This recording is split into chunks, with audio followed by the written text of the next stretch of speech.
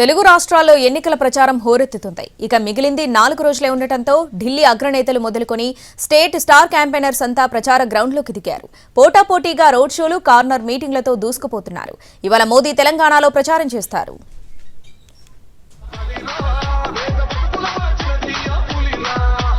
Corner మీటింగ్లు, టౌన్లలో road షోలు, 46 డిగ్రీల ఎండలోనూ ప్రచారం, అగ్రనేతలతో హోరాహోరీగా క్యాంపెయిన్.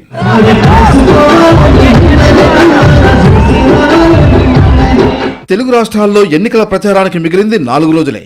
ఈ టైంను ఎంతగా యూటిలైజ్ చేసుకుంటే అంత బూస్ట్ అన్న టార్గెట్తో పార్టీలు దూసుకుపోతున్నాయి.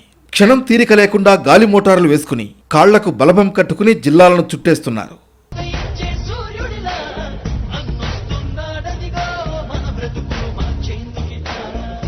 ఎన్నికల ప్రచారంలో భాగంగా ఏపీ సీఎం జగన్ రోజుకు 3 ప్రచార సభల్లో పాల్గొంటున్నారు. శ్రీకాకుళం జిల్లా ఇచ్చాపురంలో జరిగిన బహిరంగ సభలో సీఎం ప్రసంగించారు. సాలూరులో గిరిజన విశ్వవిద్యాలయాన్ని ఏర్పాటు చేస్తామని హామీ ఇచ్చారు.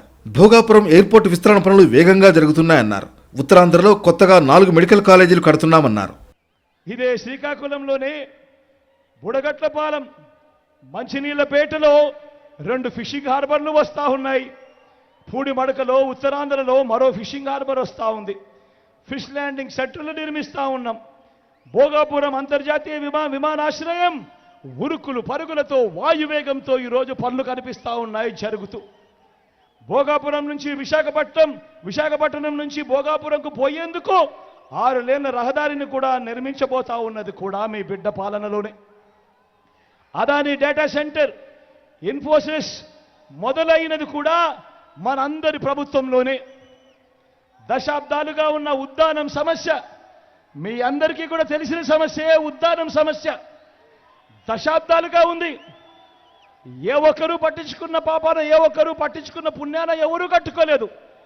ఉద్దానం సమస్యను పరిష్కరించింది ఏకంగా 780 కోట్ల రూపాయలు ఖర్చు చేసి హిరమండలం నుంచి సర్ఫేస్ వాటర్ తీసుకొని వచ్చి ఉద్దానం ప్రాంతంలోని ఈ ప్రాంతానికంతా కూడా నీళ్లు తేవాలి, ఇవ్వాలి, చెయ్యాలి అని దానికి ఫౌండేషన్ వేసింది, పూర్తి చేసింది మీ బిడ్డ కాదా అని అడుగుతా ఉన్నాడు మీ బిడ్డ. తెలంగాణ మాజీ సీఎం కేసీఆర్ బస్సు యాత్రలతో గులాబీ శ్రేణుల్లో జోష్ పెంచుతున్నారు. మెదక్, జహీరాబాద్ లో జరిగిన రోడ్ షోలో కేసీఆర్ ప్రసంగించారు. కాంగ్రెస్ ఇచ్చిన హామీలను ఒక్కటి కూడా అమలు చేయలేదని, ప్రజలను రాచి రంపాన పెడుతోందని ఆరోపించారు. కేంద్రంలోని మోడీ సర్కారు వల్ల అచ్చేదిన్ కాదు సచ్చేదిన్ వచ్చాయని ఎద్దేవా చేశారు. సబ్కా సాత్ సబ్కా వికాస్ జరిగిందా? ఇంటికి 15 లక్షలు ఇస్తామన్నారు, వచ్చినాయా? వచ్చే దినన్నారు, వచ్చిందా? రైతుల ఇన్కమ్ డబల్ చేస్తామన్నారు, జరిగిందా? అంటే ఏమి జరగలే. నరేంద్ర మోడీ బీజేపీ పార్టీ వాటి గ్యాస్ చెప్తారు తప్ప ఏమి చెప్పరు. వాళ్ళ యొక్క ఎజెండాలో, బీజేపీ ఎజెండాలో పేదల బాధలుండయి, పేదల కన్నీళ్లుండయి, పేదల కష్టాలుండయి, ఏది కూడా ఉండదు. సీఎం రేవంత్ రెడ్డి కూడా జోరుగా ప్రచారం చేస్తున్నారు. కరీంనగర్లో జరగాల్సిన రాహుల్ ప్రచారం గాలివానతో రద్దయింది. అటు రోడ్ షోలో మాట్లాడిన రేవంత్ ఆర్ఆర్ ట్యాక్స్ అని ఆరోపణలు చేస్తున్న వారే దానికి సమాధానం చెప్పాలన్నారు. ముందు కేటీఆర్, ఆ తర్వాత బీజేపీ వాళ్లు ఎత్తుకున్నారని ఆరోపించారు. ఎలక్టోరల్ బాండ్స్ రూపంలో బీజేపీ, బీఆర్ఎస్ కు అన్ని నిధులు ఎలా వచ్చాయన్నారు. మేము ఇంతవరకు టెండర్లు పిలిచింది లేదు, టెండర్లు ఇచ్చింది లేదు. కాబట్టి ఆరోపణ చేసేటప్పుడు కనీసము ఏం ఆరోపణ చేస్తున్నాము, ఎప్పుడు ఆరోపణ చేస్తున్నాము, సమయం సందర్భం కూడా చూసుకోవాలి.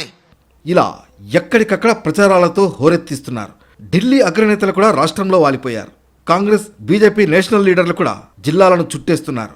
తెలంగాణలో ఎన్నికల ప్రచారానికి వచ్చిన ప్రధాని మోడీ హైదరాబాద్లో ల్యాండ్ అయ్యారు. ఇవాళ వేములవాడ, వరంగల్లో ప్రచార సభల్లో ప్రసంగిస్తారు. అటు కాంగ్రెస్ నేతలు కూడా జోరుగా ప్రచారం చేస్తున్నారు. నరేంద్ర మోడీ